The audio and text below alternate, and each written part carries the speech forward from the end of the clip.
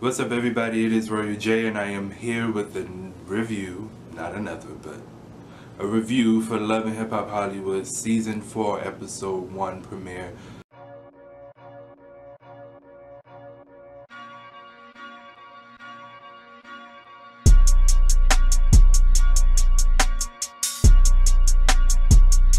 So it starts off with Keisha getting ready to get on stage to perform. It says that her album is titled 1111. Have to reset her whole life. You know, she's been through a lot, going through some things, you know, she's separated, co-parenting, so she's just basically trying to restart her life, I guess, for the better. And she just like, you know, she have to gain back what she lost. Like everything was going so perfect for Keisha, like she was married, she had her baby, she had the reality show, great album, which my favorite was Woman to Woman. You know, it was just like afterwards everything just started falling apart.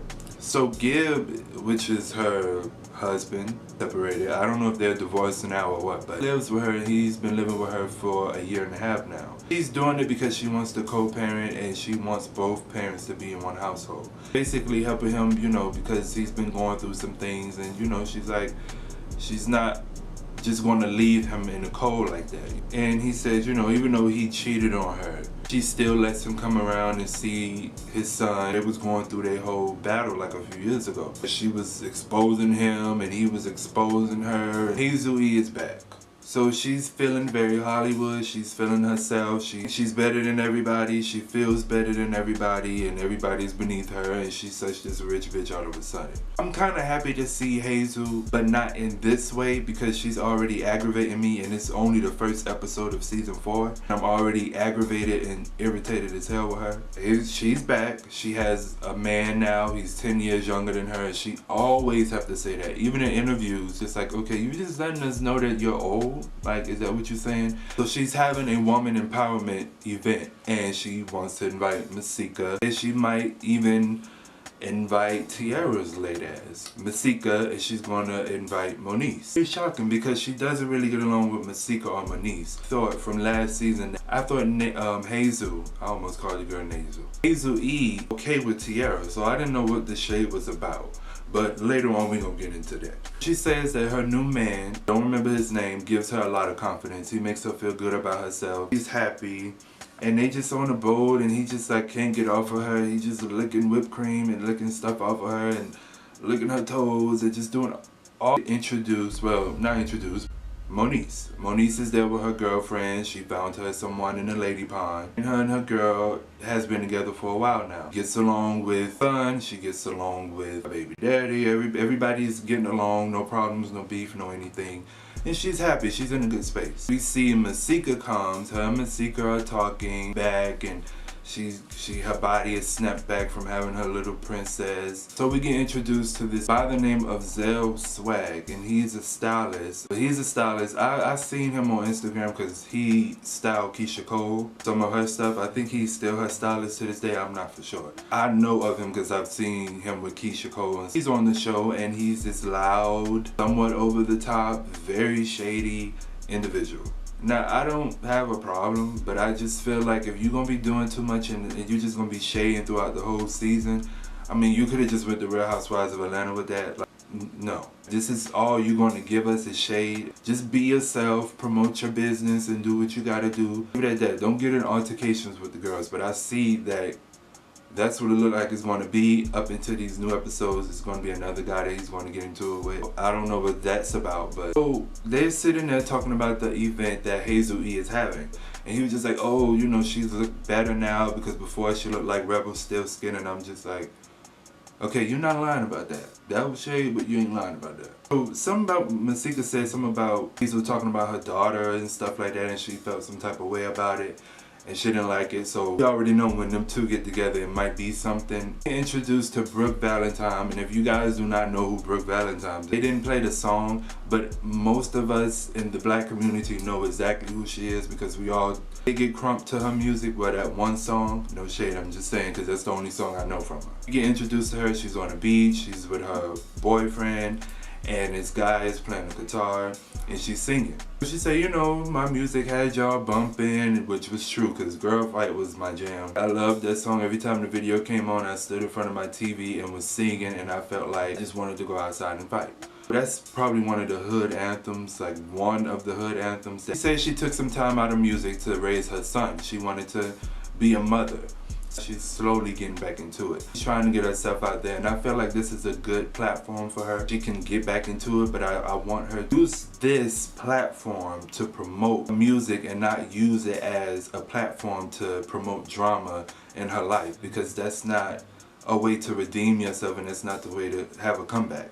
So therefore, you need to be music, music, music. If you gotta stand in front of a piano and sing about your Malaysian weave, then do that. You know what I'm saying? That's what I loved about K Michelle. Like, every time you seen her, she was singing, she ran to a piano and made up a song. Like, you gotta use your platform wisely. Like Keisha, the first episode, Keisha already played like 2 songs. That's a good way to use it. So I hope that she really used this, because this could either make or break her, to be honest. So her boyfriend by the name of Marcus, they've been together for a year. They started dealing with each other.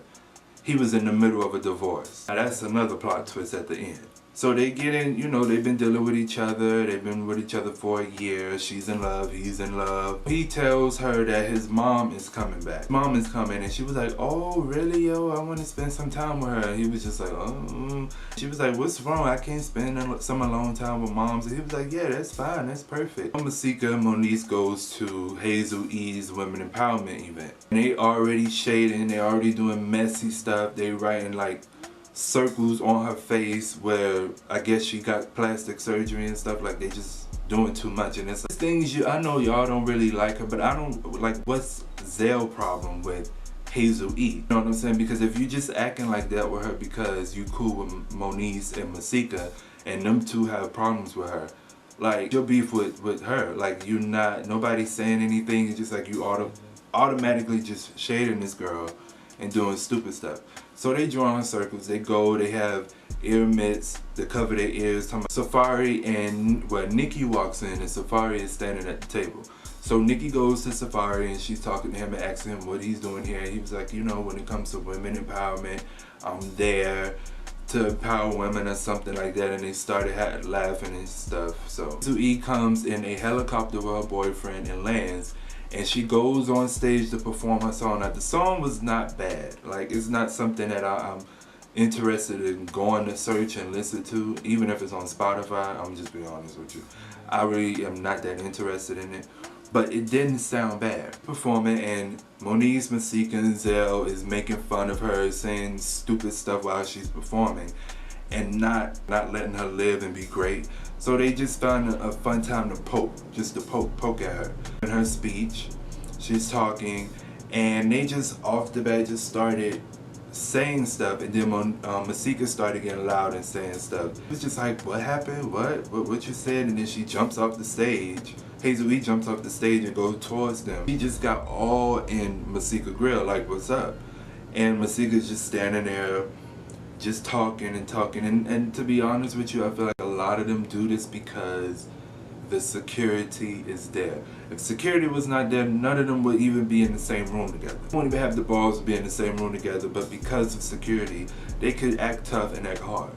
So Masika throws a drink. Hazel is trying to get towards her, but security ain't having it, and Masika and the petty gang leaves. So Brooke and her, well, I don't think the term mother-in-law is going to be appropriate for this segment, but Marcus' mother and Brooke Valentine goes to this beach and they're talking, and long story short, his mom tells her, hey, you know, he loves you, you know, y'all make great music together, y'all are beautiful together, but, and Brooke expressed to her mom that, to his mom, that he's been talking serious, he's talking about marriage and stuff like that, and she was like, you know, woman to woman, I'm gonna be honest with you, he's not ready to walk down the aisle. Next thing you know, the scene cuts to another scene, and it's just like, wait a minute, like, why he's not ready to walk down the aisle?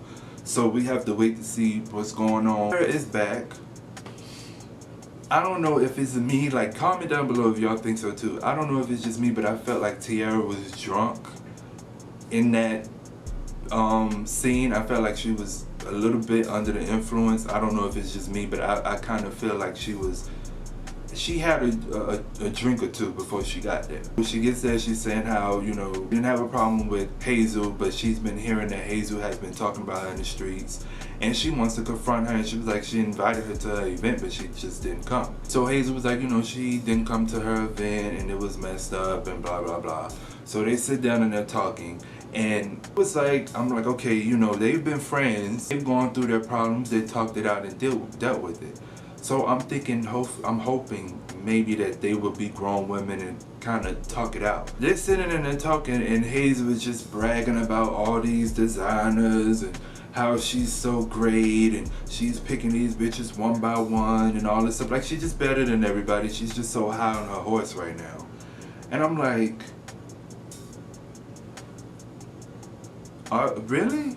Like, are you kidding me? Like, you was just in the same boat as everybody else, and you still is, but now you getting back on the show, and you doing this because you want to be on the show. But if you keep doing this, people are going to get irritated with you, and you're going to be back where you were last season as hop in and hop out, like a hot pocket, just in and out. Started standing up talking about her waistline and how she looks better, and asking Tierra what her waistline. So Tierra stands up and was like, it's right here and stuff, and then next thing you know, Hazel throws a plate of food, because Tierra was walking away and leaving. So now I don't know, but I peeped that Tierra picked up that bottle, that cup, and was walking towards the door, because for one, you're not gonna walk out the door with that cup and you ain't even pay for that people's stuff. She knew what she was doing. She got that cup so she could throw it at her. So when Hazel threw the plate of food, and I'm just like, how you just gonna wait? Like, I know restaurants in Hollywood ain't cheap. Just threw that whole plate of food, and then Tierra just threw that whole, and that drink looked good too. She threw that whole drink on her, and I'm just like, y'all wasting money, but hey, Mona is paying for it, so I guess it's okay. But when Hazel threw the plate, Tierra threw the cup. Tierra trying to run after Hazel and trying to grab Hazel, but security is pulling her back, and Hazel is just standing there talking crap and saying, oh yeah, you know, get away from me, get away from me. Tell me some, you know, my bag costs more than your breast or something like that, she said. And she started wiping the bag. And now I'm gonna be honest, Hazel is really acting like Nicki a little bit to me. Like, she really is acting like her. And Keisha is in the studio with her A&R, and they're listening to her new song. The song sounds so beautiful and amazing. Like, a lot of people shade Keisha and talk bad about her, but growing up, like in 2000, I want to say 5 or 2004 on up, Keisha, like when Keisha first came out, she was a big artist. You had some bops, you know what I'm saying? Like, she had some good music that you can still play to this day and like it. But she's talking to her A&R, so Gibb walks into the studio, and I'm just like, nigga, you don't knock. Like, this girl having a whole studio session and you just bust in. Like, that's disrespectful. You could have knocked out waited. Studio sessions ain't cheap, my nigga. Like, what are you talking about? So her and Gibb is talking, and they have this whole emotional scene about co-parenting with DJ, and you know, he's thanking her for not turning her back on him for cheating and lying to her and just doing her completely wrong. You know, their relationship, like, they break up and everything was super public, because when they had the reality show, a lot of people complained about how Keisha treated him. It's like, you know, why she treating him like that and stuff, but they never knew why. And the whole time he's been doing these things, and she's just been quiet about it. So he apologized for cheating and lying to her and treating her completely wrong. And you know, she's accepted. She's not arguing with them. You know, they having a real rational conversation, which I respect so much. She just expressed to him, you know, she don't want to be failed, and he understands. You know, Nicki and Hazel meet. They're talking about Tierra, saying how she's a drunken mess, you know, she's an alcoholic, and we've been dealing with this since Tierra first started the show. And they've been trying to get her help, but Tierra don't want help. You know, I mean, you can't help somebody that don't want to help themselves. If a person, you trying your hardest to help a person and really be there for them, and they're not trying to help you help them, it's a point in time you have to give up and just let them fall and pick themselves back up. So they talking about how she's just a drunken mess and all of that stuff. And we've been dealing with this from when she first started. So I'm not gonna go through all of this again. Nikki tells Hazel she wanna introduce her to Bad Bitch or whatever. So we sitting there and I'm just like, okay, who is it? Is this a new girlfriend of hers? Like, what's going on? Alexis Sky comes out, which is Fetty Wap's former girlfriend. Her and Masika had some beef, some internet beef, thugging going on for a while, and some interview shade going on between the two. So, now they're on the show together. But it seems like Masika doesn't really want to film with her or really don't want to address her, because every time her name is even mentioned, Masika just runs. And she just like, no. From the previews you can see.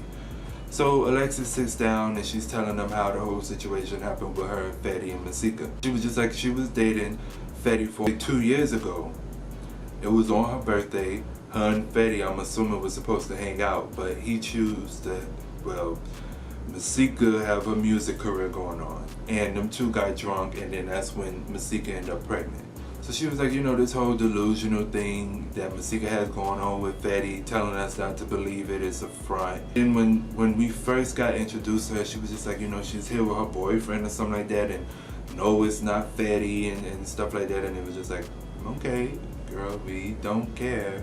We already know why you're here. You're here to start some mess with Masika and get your little 5 minutes of fame on the show. So when they were sitting, Brooke comes in and she's taking off her clothes and she's getting sexy for Marcus, and it's wine, and that, I might say, that kitchen was very nice. I'm a big fan of nice kitchens. Like, they sitting there, it's wine, they're drinking, they're conversating, and she was, had a flower and the rose in her hand. And she was like, when were you gonna tell me that you're still married? And I was like, what? He's still married? So you married, you married to, you're dealing with a married man. He tells her, it's the process. He has a paralegal, it's in process, and it'll be happening pretty soon. So he tells us, every time he tries to get a divorce and stuff like that, he gets distracted. All you have to do is file and sign your name on the dotted line. I don't know what's so distracting about signing your name on a dotted line to finalize your divorce. I don't get it. I don't think he really wants to get a divorce with his wife. He probably don't. He probably do. But we see in the previews that his paralegal, he's going to be dealing with her, and he finally signs the paper, and I'm assuming getting a divorce, and he's going to be messing with his paralegal, and Brooke Valentine going to be messing with Gil. She's fake hurt, and he's going over there to walk to her, and she's just like, no, please don't, stay away, no. And it's just like, you really want him to come over there and hug you and touch you. And as soon as he got over there, she didn't push him away or do nothing. She turned right around and let him hold her. So Moniece says that, every, I don't remember when she said, I think she said every Sunday or something like that, they have karaoke night. Masika was supposed to come, but Masika did not come. She left Zell to be Moniece's background singer. Texting, calling Masika, she's not answering, and she finally texts back and tells them, I'm booked and busy. Nikki, Hazel, and Alexis Sky walks in. This is Zell's perfect time. Shade, be funny. He speaks to Alexis Sky. He was like, oh, hi, how you doing? I'm Zell Swag. And she was like, oh, hi, I'm Alexis Sky. And she was like, You could tell it was shade between the two. You can just tell. He was like, oh, no. Hazel was like, oh, he came in pink fishnets at my event. And he was like, well, what you had on? And she was like, oh, I had on all designer, baby. And he was like, what the like? And then Nikki was like, oh, he told me, he called me cheap. He was like, I don't think you're cheap, I just think you're cheap-ish. And she was like, all of this is real. Look at this, it's real. I'm the most expensive bitch in the room. I believe her. I believe her 100%. I think she was the richest bitch in the room, and she's probably the richest to enter any room. He wants to make the joke that everybody has been making. Like, we all know Nikki has surgery. Like, Nikki Baby has surgery, and she's been very open about it. She got everything done. I'm saying she done showed us before and after pictures. She done told us she didn't sit and deny about her surgery. She was very open and vocal about it. Throwing that in her face, calling her plastic Barbie and plastic and fake and unreal. It's just, it's really not an insult because we already know what it is because she already let us know. Nikki tells him he should go and get some surgery to look like a plastic Barbie. And he was like, what? So they asked for Masika, but Alexis says, where's Hosika? And he was like, who? And Nikki was like, your friend. And he was like, oh, Zell tells them that she's booked and busy.